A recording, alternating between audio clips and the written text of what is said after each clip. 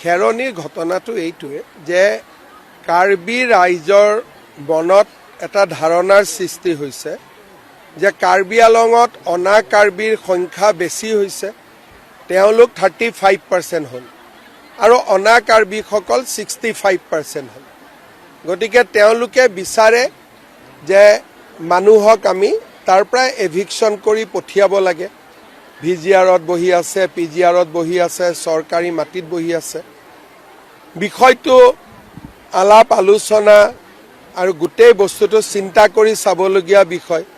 35% সংখ্যাটো ক'ৰ পৰা ওলালে সেইটোও কোনেও নাজানে। গতিকে এই গোটেই বিষয়টো মই আলোচনা কৰিম সকলোৰে লগত আৰু আমি আলোচনা কৰি আমি সমাধানৰ ৰাস্তা বিচাৰিব লাগিব।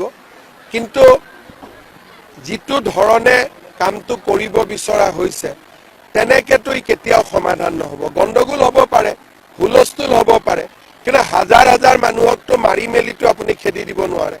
আমি অসমতে এতিয়া বাংলাদেশীসকলক বেয়া পাওঁ, এটা মাৰি ধৰিতো খেদি দিব নোৱাৰোঁ।